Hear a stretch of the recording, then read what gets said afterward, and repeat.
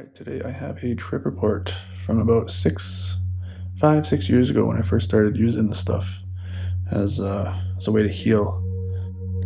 So just a quick note here, I do not promote the use of any illegal substances. This video has been made for educational harm reduction purposes. This channel exists to help educate people who are looking for information about these substances.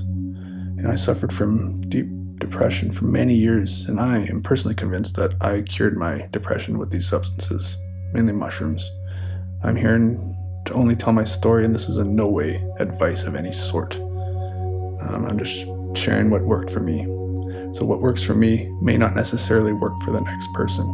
I've had really challenging experiences, traumatizing experiences even with this stuff. So, be safe out there and do your own research. Okay, so this story goes back to when I first started taking psychedelics for medicinal purposes. I actually ordered a grow kit, and I grew this batch myself. I tried them out the best I could, but they weren't really crispy like when I buy them professionally. But the amount weighed out to 5 grams, so I consider this my first heroic dose, even though it was probably a little less than that. Now, at the time of doing them, I knew that mushrooms were helping me in some way. It was actually around this time that I began entertaining the idea that they were helping me and how much help they could actually be if I just pursued them. So I started asking myself questions like, am I feeling good because the drug is producing the feeling that's just momentary? Or is there something deeper going on here that's creating this positive change within me that's on a more permanent level? I had been wrestling with ideas for a long time. There's a lot of propaganda out there that mushrooms are bad or they're poison and they kill brain cells and they make you jump off balconies and stuff. But part of me believed that at this time. There's definitely a divide in me, and I thought, if I feel good every time I take them, then what if I just kept taking them? Like, how good can I actually feel? So finally, 3 years later, I began that journey, and I started taking them every 2 weeks with more increasing doses. And now I'm at the point where I'm showing the videos of 5-MeO now. I also, at the time, didn't know anything about laying in symmetry. Laying in symmetry, through the experience, is incredibly helpful with processing the ego. Maybe you've seen my other experiences. I'll link them in the description below. But yeah, lying in symmetry is really important. But I didn't know about that at the time. So for the sake of this story, I would just lie in bed and roll around in whatever position felt comfortable. I didn't know it at the time, but I was actually hiding from my pain by doing that instead of laying in symmetry on my back and facing my experience head on. Okay, so I took my medicine, 5 grams. I think I had a smoothie. I like smoothies with my mushrooms, so I just do not care for the taste. Especially 5 grams is quite a bit. Yeah, so I took my medicine, went and had a shower, and it's usually around 45 minutes when I start to feel them. It's almost like that every time. It doesn't matter. It was like that 10 years ago. It's like that today. It's like 45 minutes, I can start to feel the effects. I start yawning. I get the yawns. So yawns come up, and I'm usually yawning for about 5 to 10 minutes. That's when I know, like, I gotta get ready. So after my shower, I got my music ready. I listened to music with headphones. I closed my eyes and laid on the bed in darkness. I could see blue patterns start to emerge with my eyes closed, and it was going to the beat of the music. And I used to do this all the time back in the day. I loved it. Just listening to music on mushrooms is just so beautiful. It was really a pleasant and gentle come up. And then this is where things took a shift. I could see a light off in the distance with my eyes closed. It was panning my field of vision, at least my perception of that vision.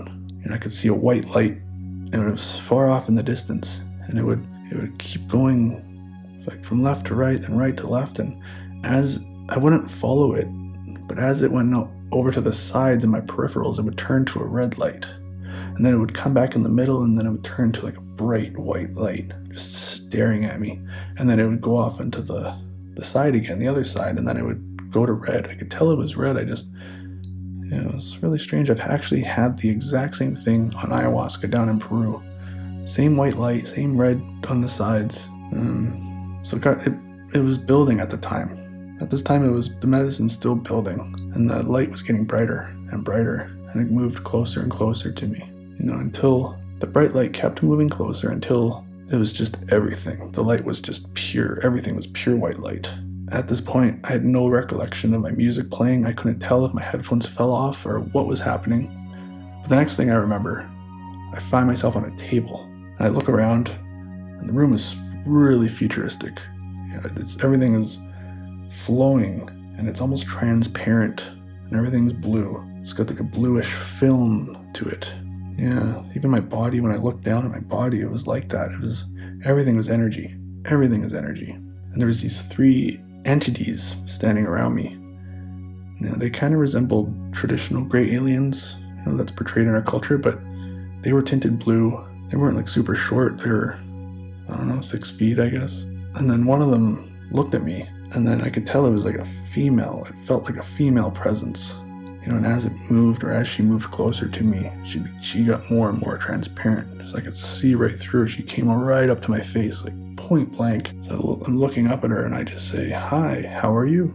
And I looked, and it kind of took a step back and, tilted its head like a dog when it's trying to understand you. And the next thing that happens is it reaches into a drawer, and it pulls out this tool, and everything's energy. It's made of energy. I'm made of energy. These entities are made of energy. And then she inserted the tool into my body, like right around my kidneys, and started manipulating something. I was more intrigued than anything. I didn't feel any pain. It was like, well, this is interesting. Let's see what happens next. And then it took out a piece of me. Like I could tell it was like this triangle-shaped piece of blue energy, and it was, on the edge of it, it had like a ticker, like a New York Stock Exchange. It was just rolling around the edges, this information just flowing, almost like the snake game, just following itself. So she took the piece, she manipulated it in some way, or she went and looked at it or examined it, and then after she inserted it back into my body. And the next thing I know, it's just poof, I'm gone. And I open my eyes, and I'm at my buddy's apartment. A bunch of us are there. We're all hanging out. We're having a good time. I have no memory of aliens or dissection or anything that took place. Everything did seem out of sorts, though. It wasn't like a completely sober event. It was almost like the Truman Show, when Jim Carrey begins to realize that things aren't as they appear to be. There was something happening. I'm trying to pinpoint, like, something's off here. What's going on? It's almost like it was staged. As I'm realizing this, I became aware of how synchronistic everything is. And then it reaches this pivotal moment. I was faced with a choice in my new setting, and it was the choice to be authentic or to revert back into my unconscious programming. And I chose to revert back. The scene was then flushed down the toilet. It just crumbled, and I found myself on this table with these entities once again. Once again, they pulled a piece out, and then they examined it or rearranged it or did something to it, and then they put it back. And then before I knew it, it's poof, I'm gone. And I'm in another scenario. And this time, in this scenario, I noticed that as my mind began to race, my thoughts were becoming like ever increasing, that my external reality would slow down. And the less present I was, the more it took me out of reality. It all dissolved again, and I was back on the table. And during the time of taking this medicine, I really struggled with social engagement. I still do to some extent, but I'm a lot more comfortable with it now. But back in the day, I just wanted to be involved. It didn't matter how, so I would prop myself up in the way that other people would accept me, the way that I felt I needed to be for them. And by doing that, I was lying to myself. My external reality reflected that. Now at the time of this video, my struggle is making small talk. I don't enjoy small talk, and I struggle to navigate conversations, to dive deeper. I'm not as comfortable with just going for it. Maybe a fear of not being understood. I'm not sure. I've had experiences with, opening up about the stuff that I'm into now. With 5-MeO and just, this like energetic shift that's happening, and God's starting to appear. But then on the other end, I'm left with complete silence. It's like unless you actually go through this experience, you don't have anything to communicate about it. There's nothing to talk about. And that's fine, I understand that, but, maybe I'm surrounding myself with the wrong people. And the right people haven't manifested yet. I got a few friends that are into this stuff, but, we'll come together once in a blue moon, and then we'll share our experiences, and then we'll break apart. But anyway, just a little kind of off on a tangent there. And back to the story. So this trip was focusing on social interaction. Yeah, so to tie that all in, this trip was focusing on social interaction and being authentic. The scenario was repeated a few more times. It was probably 4 or 5 in total. And I was given a scenario, and then it played out, and then it reached this pivotal moment where I had the choice to be authentic. And one time after another, I failed. I just kept reverting back to my old ways. Maybe it was showing me how I had actually been all my life. It's not showing me, it could be showing me the way I've actually been. And then this is helping me realize it. So once you realize it, then you can work on it. But if you don't know the problem's there, then it's not really a problem, at least consciously. So after I was shown these experiences, I was brought back to my bed. And then I found myself on my bed, and with my eyes closed, I could see the white light dart off into the distance. Just gone. And I was left there in my bed. And it was left me questioning, what had just happened. This experience was about 5 or 6 years ago. I've built up a meditation practice, and I furthered my psychedelic voyages since this experience. So at one time, I entertained the possibility of interdimensional beings coming through a portal that I may have opened after ingesting magic mushrooms. So we could communicate, and we could somehow pass knowledge on to each other, or they could pass knowledge on to me.